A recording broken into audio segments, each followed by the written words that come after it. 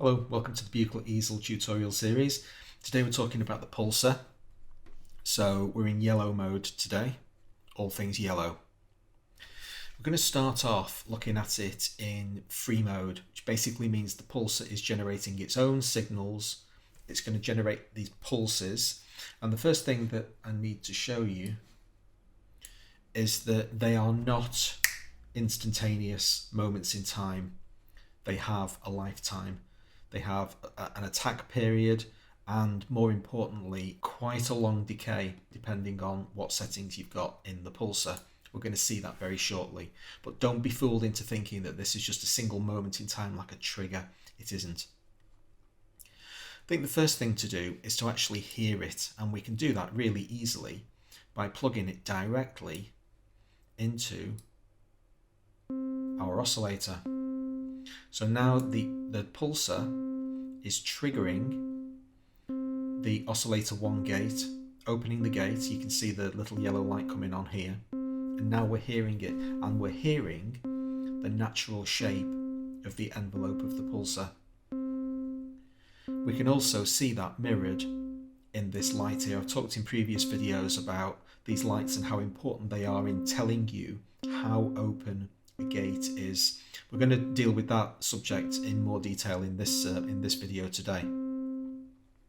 So that is what the pulsar sounds like in its default state. It's just ticking along at a rate of knots. Now then, let's speed it up a bit.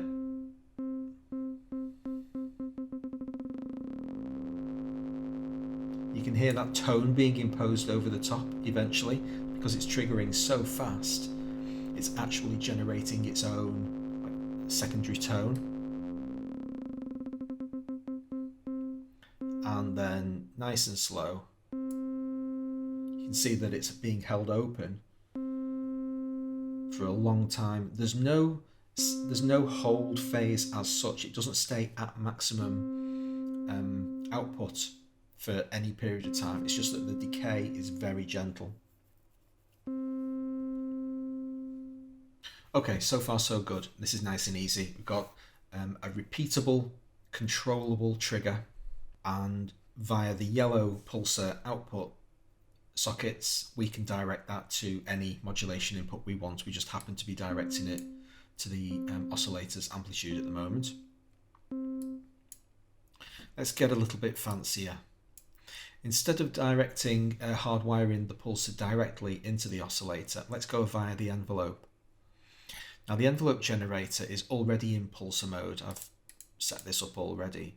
So it's taking its feed from the pulsar. It's triggering every time the pulsar does. And you can see that these two lights are firing at the same time, although they have different durations. The pulsar is staying on and decaying away according to its natural shape. But the envelope, we're hardly even seeing it. It's lighting so transiently, so quickly, that we don't really see very much, just the tiniest flash of light. That's because the envelope has basically no size. We can hear what that sounds like by plugging the envelope into the oscillator, turning that up. So there's the momentary plink of the pulsar firing the envelope having an almost instantaneous attack, an almost instantaneous sustain phase, and we're in transient mode here, so it's just doing this thing once, and then an almost instantaneous decay. So that's what it sounds like. If we make the sustain phase a little bit longer, we get a more recognizable note. Now at this point we have to divert to have a little bit more of a conversation about the relationship between these two modules, the envelope generator and the pulsar. And I've had to derive this stuff empirically. What I saw didn't make very much sense to me, so I just kind of figured it out from first principles. The relationship is actually more complex than you might imagine.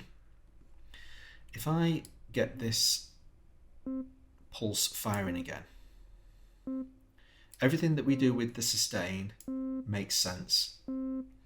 If I make this pulsar fire really, really quickly, then essentially that gate is being held open all the time, because the envelope, which has let's say 1 second sustain period on it, The envelope is being fired much more often than that, and so the net result of that is that the gate is open all the time. We have exactly the same effect. Now we're back to the really rapidly pulsing thing. If I introduce any amount of decay, we end up with a static tone as well, because each of those composites, the amount of time that the decay envelope is at more or less maximum, more or less fully open, far exceeds the speed at which the pulse is firing, and so we hear a constantly open gate. Everything so far is totally logical and we understand what's going on. Now then, watch what happens when I introduce the attack.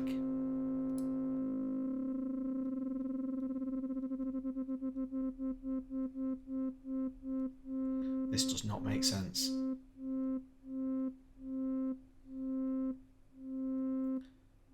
The attack phase, when left completely to its own devices,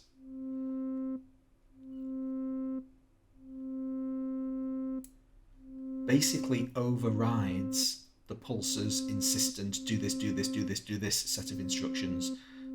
The envelope is saying, hang on a minute, I am going to take my time during this attack phase, I'm going to do what I want. And so, I'll just turn this off for a bit because it's annoying. And so the attack phase of the envelope generator has a higher precedence than the pulsar instructions. Where things get really tricky is when you introduce any amount of sustain or decay, because they override the attack's natural tendency and will end up once again with a static tone. Let's have a look at the next layer of the onion. What happens when we send a modulation source into the pulsar? To demonstrate this, I'll take the envelope back out and send the pulsar in, so that we hear it raw, basically native.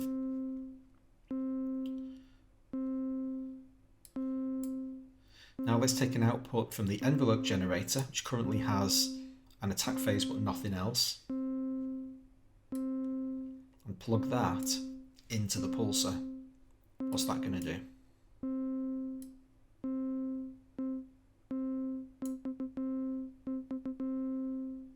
It's varying the speed at which the pulsar is firing, and it's the easiest way to hear what's going on here is to make the attack phase really long and set the modulation to max. So that's cool, isn't it? So the natural speed of the pulsar is this, about every 2 seconds. And then when we apply the envelope to it, that's our starting point, and then over the course of 10 seconds it's going to get faster and faster and faster.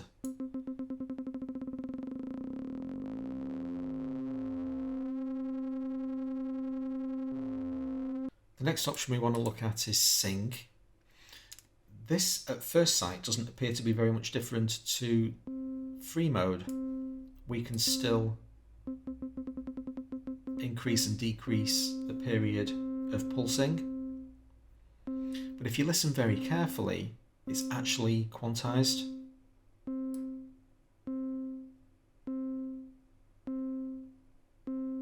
I'm moving the slider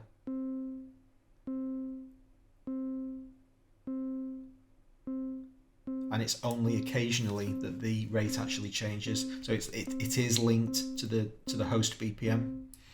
If I change the host BPM, this is going to double in rate. There you go. Clock is the odd one out of the three.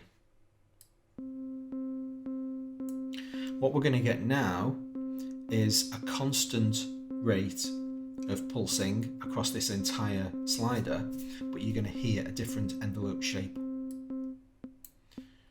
Really, really short decay phase, longer and longer decay phase as we bring the slider down.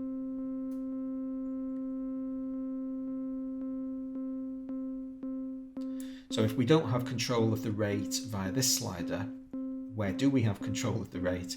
Well, this is clock mode, and if we have a look down here, you'll see a knob we've not dealt with yet called clock rate. This is the easel's fundamental central clock. This is its core clock. And we're basically taking our timing directly off this.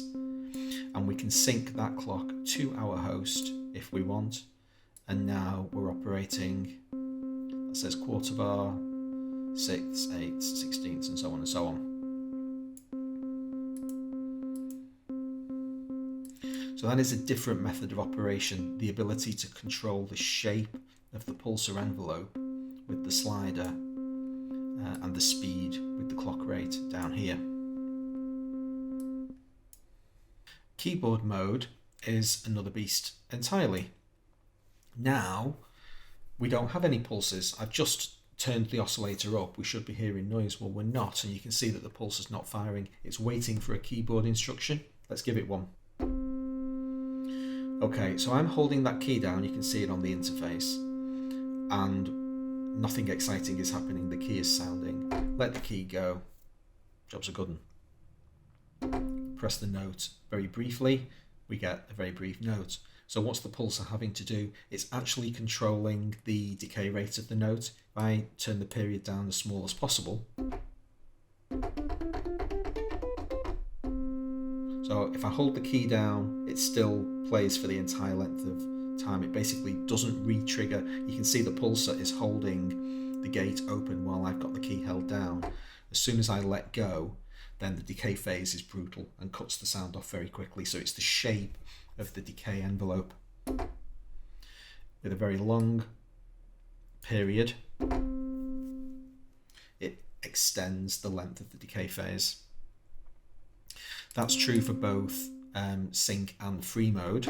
Similar kind of thing, but again, sync is now synced to the host tempo, whatever that is. When I engage clock mode, it's going to start firing again. So the clock is always in control of the firing of the pulsar when in clock mode, and the period slider controls the shape of the envelope.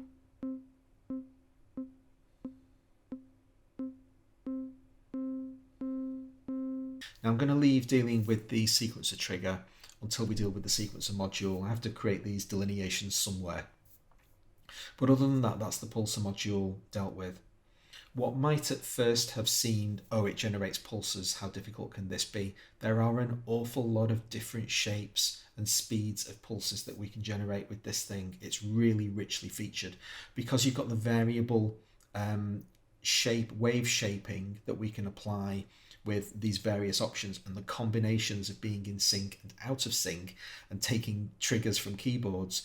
All of those combinations, we basically just have to be aware of them all. It's a palette. And so as we go on to deal with other modules, and particularly when we do our preset deep dives at the end of the series, the stuff that I always enjoy the most, we'll see these different tools in the toolbox being utilized in different ways. But fundamentally, as I keep saying, it all comes down to control voltages. It's all just zeros and ones and minus ones, and how do we apply these changes of voltage over time to other components of the synthesizer for interesting effect. And hopefully as we make our way through this tutorial series, step by step, we'll start bringing more and more of these modules in together, and hopefully it'll make a little bit more contextual sense. Hope you found this video useful. If you did, please consider subscribing, hit notifications. You'll be sure not to miss the next episode. Hope to see you then. Thanks a lot.